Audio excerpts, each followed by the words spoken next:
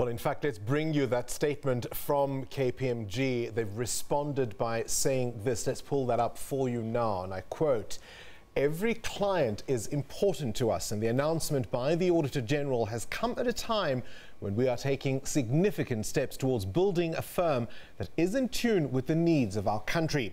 It is very much our hope that this announcement will prove to only be a temporary break in the relationship. We will, in the months ahead, keep the AG closely apprised of all the changes we are making to further embed our quality and integrity in all that we do. We will work closely with the AG to minimize disruption."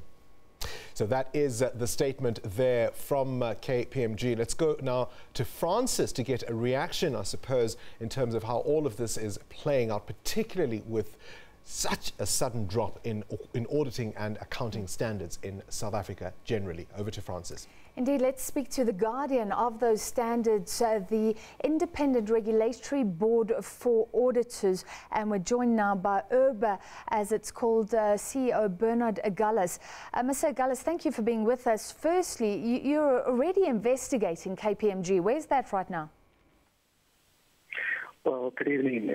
We have various streams of investigation. The investigation in terms of the latest news that broke on the bank, we started on the 12th of April, which was last Thursday. We sent the first investigation letter to the first auditor, which was Sipho Malaba, and then the second letter went out on the 16th. But I assume that you're speaking about the previous investigation that we started with the good-selling companies. Indeed, in the public's mind, KPMG was already facing a severe crisis, concerns around the SARS report. You were investigating that. Now we have another crisis. Are you alarmed that things can get this bad? Well, if I can just go back to the other investigations that we're performing, just to give you an update of the status there, we've had to divide the investigations into KPMG into a couple of streams. Ignoring what happened last week, we've made some progress on the audits of Linkway Trading and the attendance at the Gupta wedding. Those investigations will now go to a disciplinary hearing. As far as the SARS report is concerned, we are still busy with that investigation, but we are fully aware and appreciate the need for us to conclude those investigations because many stakeholders in the public are waiting to take important decisions based on the outcome of those investigations. When something goes wrong at a firm, it's difficult to determine whether it's an isolated incident because it really depends on the culture of the firm, the systems in the firm.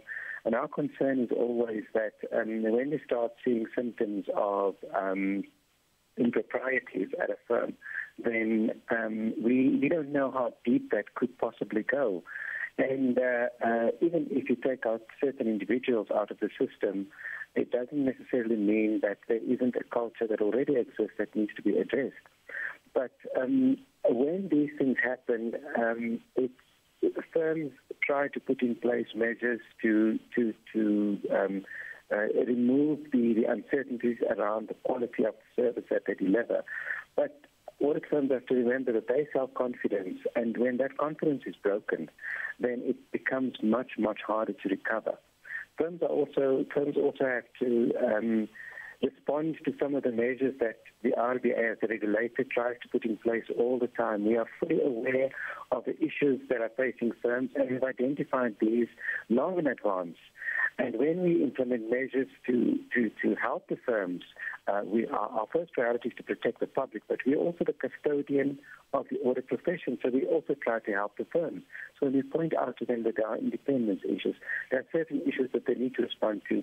Instead of resisting and defending their side, they should actually try to respond better to the measures that the RBA wants to implement. And if we can get that change of behavior from auditors, then I think we can start preventing these situations from arising in the first place. All right, but Mr. Agulhas, over the last few months, there have been claims of cozy relationships, not just between auditing firms and companies that they work for, but also between auditors and the auditing regulators. Given the extent of what we're seeing now, Are you worried that you're only just waking up now to the rot, the seeming rot in this profession? I don't think we're just waking up now. I think we've been fully aware of these COVID relationships. And as you mentioned, it's not just the relationship between the auditor and the clients, but also the relationships that we've identified between auditors and the audit committees and the management of the companies. We were already given information or provided information to demonstrate that some of these relationships go back for years. And also, when it comes to independence issues, we have to remember that it's not just factual independence that we're concerned about, it's also perceived independence. And once the public perceives that there's independence issues among these parties, then their confidence in the work that are produced, the numbers that are produced, has to be eroded, because independence is such an important concept.